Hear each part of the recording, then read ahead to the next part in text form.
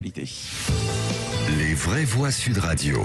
Et on commence avec Françoise de Gois et donc l'IFOP qui a décidé d'étudier le cas d'Éric Zemmour. Au cas où il serait candidat, évidemment, il ne s'est pas déclaré. Oui, mais alors ce qui est assez intéressant, c'est que ça rejoint à peu près ce qu'on pensait de cette candidature qui fait beaucoup de bruit en réalité. Éric Zemmour a un impact important dans le débat public. Voilà, il a à peu près 800 000 ou 1 million de personnes qui le regardent tous les soirs sur CNews, mais la réalité, c'est qu'en intention de vote, ça ne se transforme pas comme tel. Alors, 5,5%, c'est très petit, mais surtout, ce qui est très intéressant, c'est à qui il prend ses électeurs. Il les prend absolument pas à Marine Le Pen. Il les prend, quand on regarde l'enquête de vote, il les prend évidemment au candidat des Républicains et il les prend à Nicolas Dupont-Aignan. Donc, c'est assez intéressant de voir cela et je pense qu'Éric Zemmour, qui est comme les copains, qui regarde les sondages comme les copains, doit réfléchir à plusieurs reprises parce que on sait très bien qu'il a une énorme envie d'y aller, on sait très bien qu'il a des gens qui travaillent autour de lui pour récolter des fonds, d'abord parce qu'une présidentielle c'est de l'argent, on sait très bien qu'il y a toute une ruche qui travaille autour de lui pour cette idée-là, on sait très bien que lui-même en a une énorme envie, mais je trouve que les premières enquêtes d'opinion vont dans le sens que moi de toute façon je pressentais, c'est-à-dire qu'une popularité télévisuelle ne fait pas une candidature, et dans ce marché qui est bouché, le seul espace qu'il aurait, c'est entre Marine Le Pen et le candidat de droite. 5%. Alors, est-ce que le score n'augmenterait pas si jamais il se déclarait candidat? Est-ce qu'il y a une différence? Non, je pense qu'on n'est plus au moment où on a les effets tremplin comme ça. Je déclare ma candidature, paf, je suis tremplin. Mais ce qui est intéressant, c'est de voir la dinguerie du débat politique. Et là, je pense que ça ne nous a pas échappé, mon cher Philippe. La dinguerie qui fait que maintenant, c'est Marine Le Pen qui dit « Je ne veux pas être assimilée aux excès de Éric Zemmour.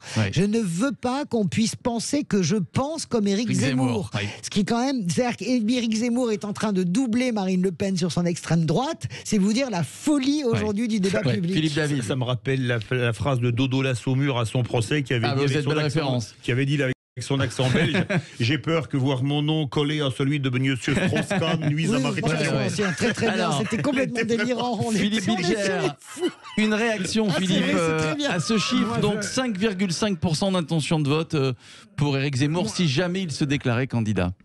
Je trouve que le score m'étonne vers le bas. Je pense qu'il pourrait peut-être faire plus.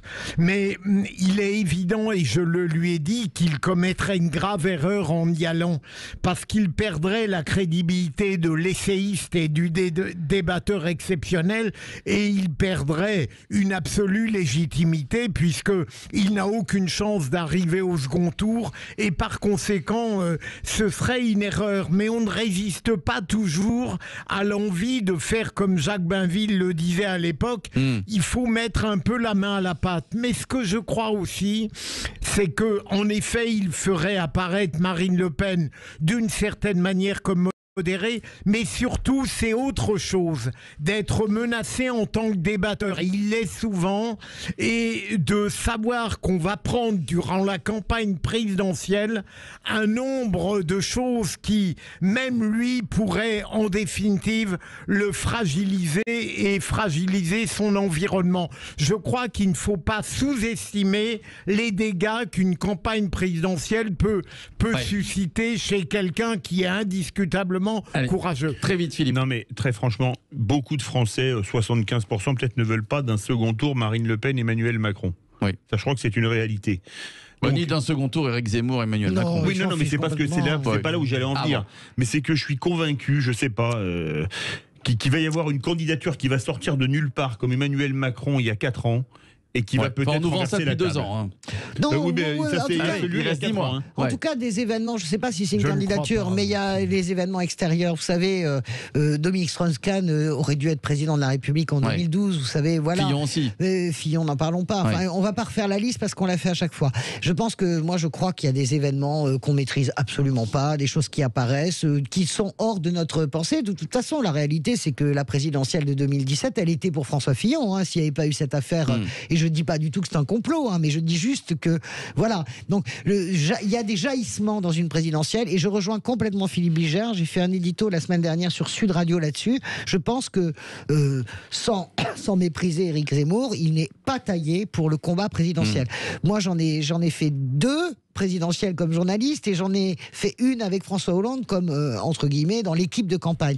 C'est épouvantable, une présidentielle. Ça vous tape là où vous n'imaginez même pas que ça va vous taper. Et je pense que l'exercice journalistique est saillant, il peut être féroce, mais en aucun cas c'est une gifle avec des roses à côté de ce que vous ramassez quand vous êtes candidat à la présidentielle. Et moi je pense, je le dis, je pense que Éric Zemmour n'a absolument pas les épaules pour être candidat à une présidentielle. Les épaules psychologiques et physiques. Allez, pour finir, Philippe. Et il ne faut pas oublier, Philippe, pardon Philippe, non, allez-y. Que le plus mauvais discours qu'a fait Éric Zemmour, c'est lorsqu'il y a eu le colloque l'Union des droites, ça a été une catastrophe. Il était malade, certes, mais ça n'est pas son style. Il ne sait pas faire une ça. chose, c'est que le combat politique est d'une violence rare, et passer de l'ambiance feutrée des studios de télévision ou de radio au combat politique, à mon avis, c'est pas la même chose. Ouais. Non. Allez, on va poursuivre le tour de table de l'actualité dans quelques instants. Le stationnement donc à Paris. Pour le moment, c'est à Paris, mais ça va peut-être s'étendre à plusieurs villes de France. Le stationnement qui sera payant pour les scooters et les motos thermiques dès 2022. Je vous donne les tarifs, 2 ou 3 euros de l'heure selon les quartiers. On en parle avec l'adjoint à la mairie de Paris, David Béliard, qui est donc à l'initiative. À tout de suite.